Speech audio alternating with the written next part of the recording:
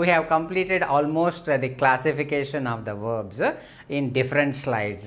But in these slides, so I want to add something more to the verb.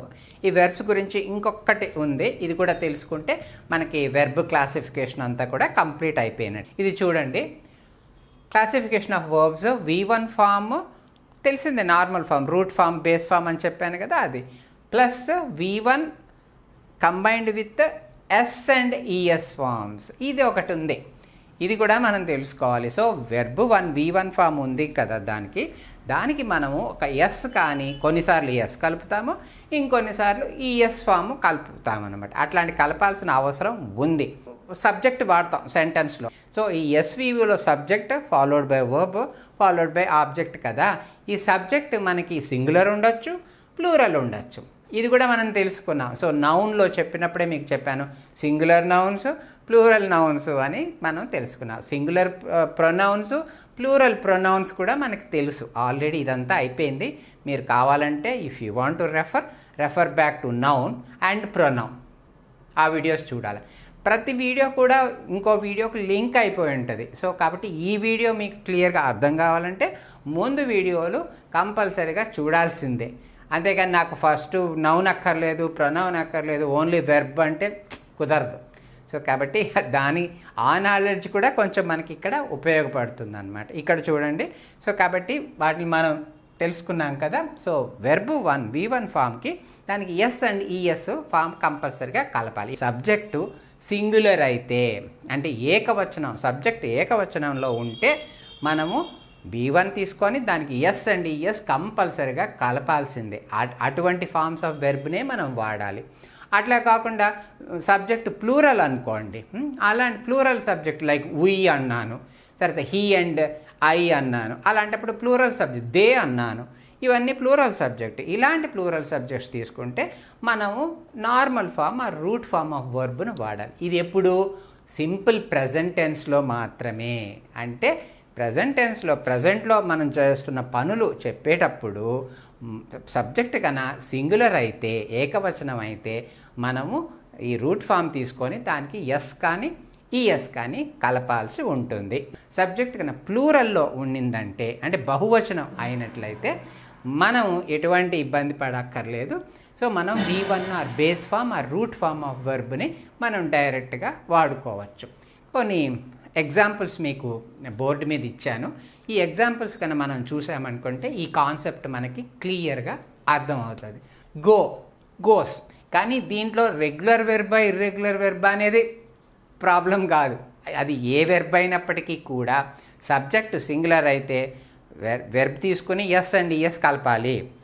Subject plural అయితే అవసరం లేదు.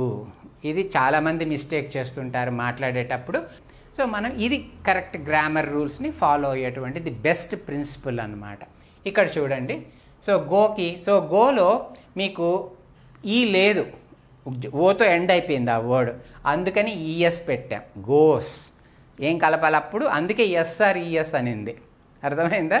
Yes and ES అని ఎందుకంటే so వెర్బులో ఈ లేకపోతే ఈఎస్ కలపాలి.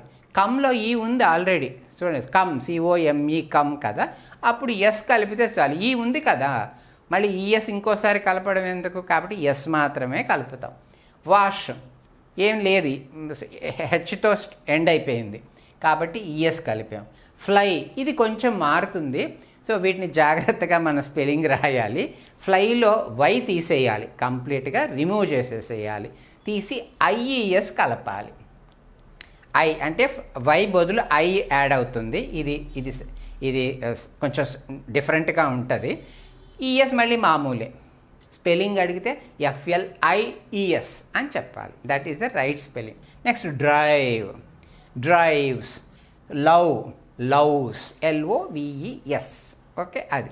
సో ఇక్కడ కూడా V ఉంది కాబట్టి ఎస్. సో ఈ ఆల్రెడీ ఉంటే ఎస్ మాత్రమే కలపండి. అసలు ఈఎస్ ఏమీ లేకపోతే ఈఎస్ కంప్లీట్గా మీరు కలపాల్సి ఉంటుంది. సో అటువంటి ఫామ్స్నే V1 plus s and es form of the verb అని అంటాం. అవి దేనికి పనికి వస్తాయి? సింగులర్ సబ్జెక్ట్కి సెంటెన్స్లో ఉన్నప్పుడు కంపల్సరీగా మనం అటువంటి ఫామ్సే వాడాలి. మీరు కన్నా నార్మల్ ఫామ్ ఆఫ్ వెర్బ్ వాడారనుకో అది గ్రామటికల్లీ మిస్టేక్. అర్థమైందా? కొన్ని ఎగ్జాంపుల్స్ చూడండి. He goes to market. చూడండి, హీ అనేటువంటిది థర్డ్ పర్సన్ సింగులర్, అందుకని హీ గోస్ అన్నాను. He goes to market to bring vegetables. Okay, అలాగే ప్లూరల్ సబ్జెక్ట్ వాడాను, కానీ ఐ ఎప్పుడు సింగులర్ అనే ఉంటుంది, కానీ ఎందుకనో వాళ్ళు దాన్ని ఐకి కొంచెం ఇంపార్టెన్స్ ఇచ్చారు, దాన్ని ప్లూరల్గానే ట్రీట్ చేస్తారు ఇంగ్లీష్ గ్రామర్లో. So I go to market అని అంట, అంతేగాని ఐ గోస్ అని అనకూడదు, తప్పది. ఐ ఈజ్ ఆల్వేస్ ప్లూరల్ సెన్స్లోనే మనం తీసుకోవాలి ఐని. షీ కమ్స్ హియర్ అంటే she comes here, that is right. So then we is a plural. So ఇది ఫస్ట్ పర్సన్ ప్లూరలే వీ అనేటువంటిది, కాబట్టి we come here pronoun. So we is a plural pronoun, that is a in first person. Next, he washes dishes. He washes dishes in my house అన్నాను. I do not wash dishes. Next, she drives her car. ఇప్పుడు she వాడానంటే third person, అది సింగులరే కాబట్టి pronoun అది. She drives her car very carefully అని చెప్పాను. ఆమె తన కార్ని చాలా కేర్ఫుల్గా డ్రైవ్ చేస్తుంది అని. I drive my car. చూసారు, ఇక్కడ కూడా చూడండి, ఐ అనేది సింగులర్ అయినప్పటికీ కూడా ఐ కాబట్టి ప్లూరల్ కింద తీసుకొని మనం ఐ డ్రైవ్ అనాలి. Next, he loves his children. He third person singular కాబట్టి హీ లవ్స్ అనాలి. He loves his children.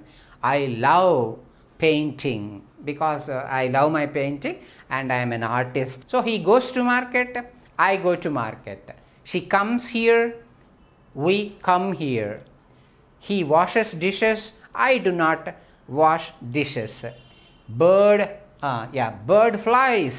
See, bird is a singular, that's why you have to say bird flies in the sky. Birds fly in the sky. See the difference? Birds is a plural, that's why I used fly. Okay, normal form of verb. Bird is a singular, that's why I used flies. So this table will give you lot of clarity about normal verb and yes and yes form of the verb. So the summary of this slide is yes and yes form of the verbs, V1 form, so can be comfortably used with or they conjugate with singular subject. V1 yes and yes conjugate well with the singular subject, and normal form of the verb conjugate well with the plural subject. So it is invariably we have to use them carefully or accordingly depending upon the subject in the sentence, whether it is singular or plural. Okay, kindly make note of this. This is very important when you speak or when you write. See here, so classification of verbs. Auxiliary verbs. What are these auxiliary verbs? Auxiliary verbs are nothing but the helping verbs. They help. Some verbs are not independent, they are dependent. But some verbs are very independent. Okay, they can stand alone without the help of any auxiliary verb or without any help, you can simply say. Okay, so especially the V1 form. Okay, so the V1 form and the V2 form, so that means the present form and the simple past form of the verbs, so they stand alone, they never require any support from the auxiliary verbs. But whereas the V3, so which is a past participle form of the verb, that requires help of these auxiliary verbs.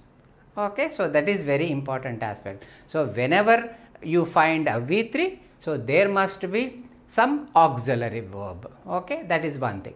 Next, another, let us move on to the V4. V4 form ko chesaru anukondi. So V4 form is a progressive form. Progressive form also requires a auxiliary verb or a helping verb. So okay, so let us go to the details and examine and how this V4 and how this V3 they conjugate well with these auxiliary verbs. Okay, so there are two types of auxiliary verbs. ఇందులో రెండు basic types ఉన్నాయి, అవేంటో మనం చూద్దాం. ఒకటేమో to be family. రెండు ఫ్యామిలీస్గా వీటిని మనం విడగొట్టచ్చు, to be family and to have family. Okay, so to be family, to have family అని మీరు ఈజీగా గుర్తుపెట్టుకోవచ్చు. టు బీ ఫ్యామిలీకి రండి. టు బీ ఫ్యామిలీలో ఇవి ఉన్నాయి. బీ ఒకటి, ఈజ్, యామ్. ఈ 3 ఆక్సిలరీస్ మీకు సింగులర్ సబ్జెక్ట్కి మనం జనరల్గా వాడుతూ ఉంటాం. సో అంటే బీని పక్కన పెట్టేసేయాలి మనము. సో బీ అనేది ఎలా వాడతాం అనేది మళ్ళీ మనం తెలుసుకుందాము. కానీ is, am, so these 2 auxiliary verbs they generally used for singular subject. Next are, it is an auxiliary verb. ఈ ఆక్సిలరీ వెర్బ్ ఇప్పుడు దేనికి వాడతామంటే ప్లూరల్ సబ్జెక్ట్ కన్నా ఉంటే మనకి ఒక సెంటెన్స్లో డెఫినెట్గా మనం చూడాలి. సో మన కళ్ళు ఏం చేయాలంటే ఆ సెంటెన్స్లో సబ్జెక్టు సింగులరా ప్లూరలా అని మనం వెతకాలి. సో అది సింగులర్ అయిందనుకోండి ఈజ్ సరిపోతుంది. అదే ప్లూరల్ అయిందనుకోండి సబ్జెక్టు, అప్పుడు మనకి ఈజ్ పనికిరాదు. సో మనం దేన్ని తీసుకోవాలి? ఆర్ తీసుకోవాలి. అది కరెక్ట్ అవుతుంది గ్రామటికల్లీ. నెక్స్ట్ ఈ ఈజు, యాము, ఆరు ఇవన్నీ కూడా ఈజు, యాము వచ్చి సింగులర్కి, ఆర్ వచ్చి ప్లూరల్కి అని చెప్పాను కదా. ఇది మొత్తం కూడా మనకి ప్రజెంట్ టైం గురించి, ప్రజెంట్ టెన్స్ గురించి మాట్లాడేటప్పుడు మనం యూజ్ చేస్తాం. అంటే జరుగుతున్న పనులు కానీ జరిగే పనులు కానీ చెప్పడానికి మాత్రమే ఈ మూడు మనం ఈజ్, యామ్, ఆర్ వాడాలి. ఓకే, అంతేగాని జరిగిపోయిన పనులకి అది పనికిరాదు. నెక్స్ట్ ఇక్కడ వాజ్కి వచ్చారనుకోండి, it is an auxiliary generally used for the which things have already happened. Past things అంటే పాస్ట్ టెన్స్లో పాస్ట్కి వాడడానికి మనము వాజ్ అనేటువంటిది వాడాలి. నెక్స్ట్ వచ్చేసి ఇంకొకటి ఉంది, వాజ్ అనేది సింగులర్కి బట్ పాస్ట్కి. అందుకే బ్రాకెట్లో రాసింది కూడా ఇది సింగులరు, ఇది ప్లూరలు, ఇది మళ్ళీ సింగులరు, ఇది వచ్చేసి plural. So were should be used for the past but for the plural subject. Okay, so is, am for the singular present, or is for the present but for plural subject, was for the past but for the singular subject, and were should be used for the past but for the plural subject. Next ఇక్కడికి రండి, to have family. ఇది పెద్ద family ఏం కాదు, చిన్నదే. దీంట్లో కేవలం 3 auxiliary verbs ఉన్నాయి. అవేంటో చూడండి. ఒకటి హ్యాజ్, ఇది ఎప్పుడు కూడా దేంతో కాంజుగేట్ అవుతుంది? సింగులర్ సబ్జెక్ట్తోనే కాంజుగేట్ అవుతుంది, కంబైన్ అవుతుంది. అంతేకాని ప్లూరల్ సబ్జెక్ట్కి హ్యాజ్ పనికిరాదు. నెక్స్ట్ హ్యావ్ అనేది ప్లూరల్కి వాడాలి. ఈ హ్యాజు, హ్యావ్ ఈ రెండు కూడా ప్రజెంట్ టెన్స్ గురించి కానీ ప్రజెంట్ టైం గురించి చెప్పేటప్పుడు మాత్రం ఈ రెండు హ్యాజు, హ్యావ్ పనికి వస్తాయి. కానీ పాస్ట్ అయితే, జరిగిపోయిందైతే అప్పుడు మనం హ్యాడ్ వాడాలి. ఇదేమో సింగులర్ అన్నాను, ఇదేమో ప్లూరల్ అన్నాను. కానీ హ్యాడ్ అలా కాదు, సింగులర్ కన్నా వాడచ్చు, ప్లూరల్కైనా వాడచ్చు, ప్రాబ్లమే లేదు. So had conjugate or combine well with subject which is either singular or plural. Has అనేది కేవలం సింగులర్ సబ్జెక్ట్కి మాత్రమే కలపాలి లేదా వాడాలి. హ్యావ్ అనేది ప్లూరల్ సబ్జెక్ట్కి వాడాలి లేదా కలపాలి. ఈ రెండు కూడా has, have present time present టెన్స్లోనే వాడతాము. కానీ హ్యాడ్ మాత్రం పాస్ట్లో వాడతాము. సింగులర్ సబ్జెక్ట్ అయినా పర్లేదు, ప్లూరల్ సబ్జెక్ట్ అయినా పర్వాలేదు. ఇది general classification of helping verbs. Auxiliary, what is the meaning of auxiliary? They helping. So auxiliary verbs means helping verbs. They help the sum of the verbs.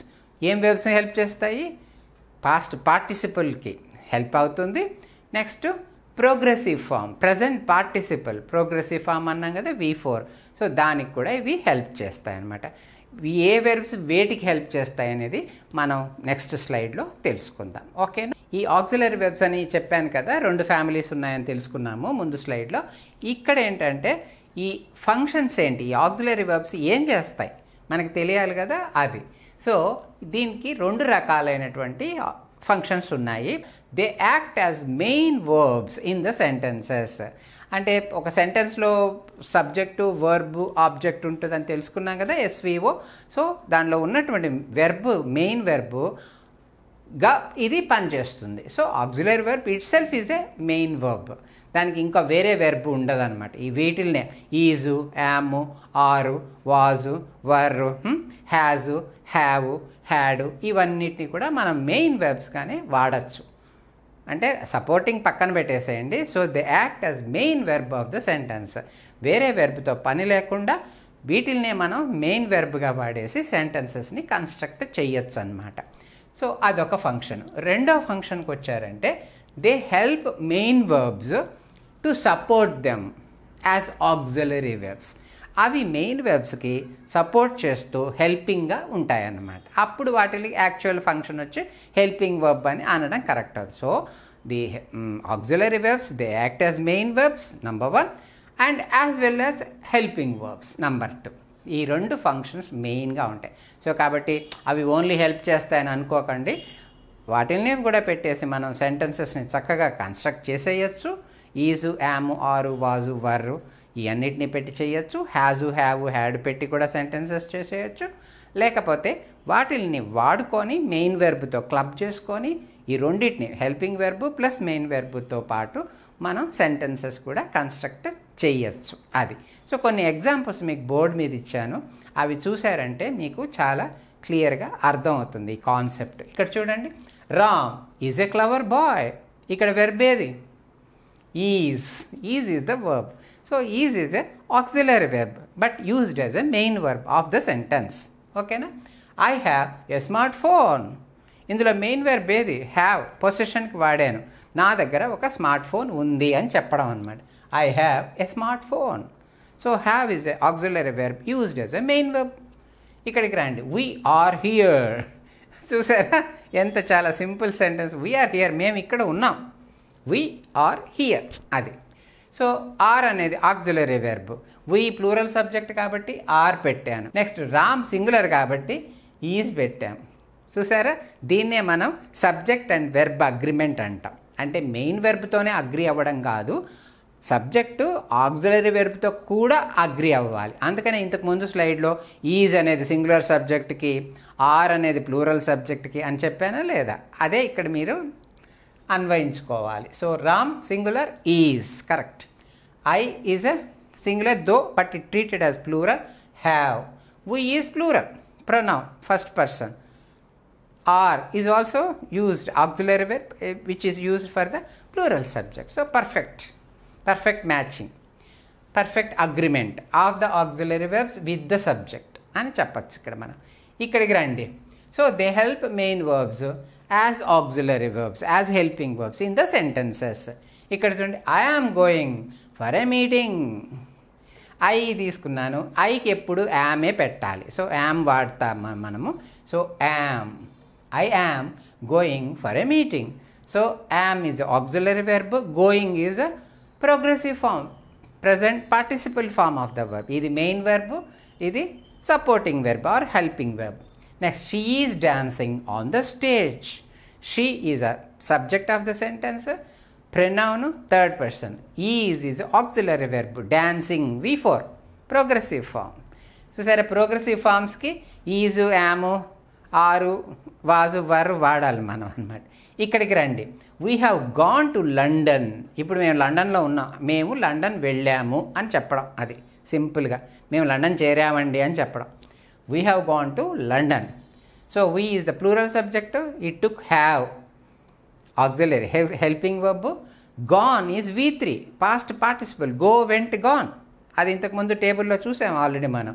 Go present form V1, went past form, gone V3 past participle form. So we have gone to London. So కాబట్టి has, have, had ఈ మూడు కూడా V3కే conjugate అవుతాయి, కలుస్తాయి, combine అవుతాయి. Is, am, are, vase, యాము ఇవన్నీ కూడా V4కి కలుస్తాయి. ఓకేనా, కాంజుగేట్ అవుతాయి. ఇక్కడికి రండి, షీ హ్యాస్ కంప్లీటెడ్ హోంవర్క్. ఆమె తన హోంవర్క్ కంప్లీట్ చేసింది అని చెప్తున్నా. She third person singular, okay, pronoun. Has, she singular కాబట్టి హ్యాజ్ తీసుకుంది. సో వీ ప్లూరల్ కాబట్టి హ్యావ్ తీసుకున్నాం మనం. So she has completed, easy కూడా V3నే, కానీ ఇదేమో ఇర్రెగ్యులర్ వెర్బ్ గాన్ అనేది, అందుకని మూడు ఫార్మ్స్ డిఫరెంట్ అన్నాను కదా. Go, went, gone. ఇక్కడ వచ్చి కంప్లీట్, కంప్లీటెడ్, కంప్లీటెడ్. సో మూడోది ఇది. సో V3 అన్నమాట. So past participle, she has completed her homework. ఆమె హోంవర్క్ కంప్లీట్ చేసింది, అయిపోయింది. Next, he has left office just now. So he third person singular pronoun, అందుకని has పెట్టాము, ప్లూరల్కి హ్యావ్ పెట్టలా. So ఇక్కడ లెఫ్ట్, లీవ్, లెఫ్ట్. సో అది కూడా 3 ఫార్మ్స్. ప్రతి వెర్బ్కి మీకు 3 ఫామ్స్ వెంటనే రావాలి. సో ఫస్ట్ ఫామ్ ఏంది, సెకండ్ ఫామ్ ఏంది, థర్డ్ ఫామ్. ఇక్కడ ఇది third form, leave, left. So ఈ ఫామ్స్ తర్వాత మనం స్టడీ చేద్దాం. He has left office just now. So ఇలాగా V3తో హ్యాజ్, హ్యావ్, హ్యాడ్ కంజుగేట్ అవుతున్నాయి. Is, am, are, was, were ఇవన్నీ కూడా V4తో కాంజుగేట్ అవుతున్నాయి. So then let us move on to further classification of verbs. ఇంకా ఏమన్నా ఉన్నాయని చూద్దాం. ఓకేనా? So here is another classification of the verbs, that modal verbs. Okay, so this is also a type of auxiliary verbs. They help the main verbs. Okay, so let us examine what are they. Okay, ఇక్కడ చూడండి, can, could ఇవి చాలా తరచుగా మనం spoken ఇంగ్లీష్లో చాలా బాగా ఉపయోగపడేటువంటివి. Can, could. Okay, next will, would. ఇది ప్రజెంట్ ఫాము, ఇది past form. Can is the present form, could is the past form. Okay, will is the present form, would is the past form. Shall, present form, should is the past form. May, present form, and might, may, might. Ought, ఇంకొకటి ought కూడా ఉంది. ఇంకో dare అనేది కూడా ఒకటి ఉంది. ఈ dare అనేటువంటి సెమీ మోడల్ వర్బ్ అని అంటారు. అది 100% మోడల్ వెర్బ్ కాదు. ఇది కొంచెం సగం మోడల్ వెర్బ్గా వాడచ్చు దాన్ని, కొంచెం మెయిన్ వెర్బ్గా కూడా మనం దాన్ని వాడచ్చు అనమాట. So can, could, will, would, shall, should, may, might, ought and dare. ఈ మోడల్ వర్బ్స్ ఎందుకు మనకి స్పోకెన్ ఇంగ్లీష్లో పనికొస్తాయంటే, ఒక పర్మిషన్ కోసం కానీ, ఒక ఆబ్లిగేషన్ కానీ, ఒక నెసెసిటీ కానీ, ఒక కెపాసిటీ కానీ, ఒక ఎబిలిటీ కానీ, ఓకే, సో మస్ట్ అండ్ షుడ్గా ఏదైనా చెయ్యాలన్నప్పుడు కానీ, ఒక సజెషన్ కానీ, అడ్వైస్ కానీ, ఏదైనా సరే మనం ఈ మోడల్ వెబ్ సహాయంతో మంచి మంచి సెంటెన్సెస్ మనం మాట్లాడచ్చు, రాయొచ్చు కూడా. సో వీటిని గురించి డీటెయిల్డ్గా మనం వేరే వీడియోలో తెలుసుకుందాము.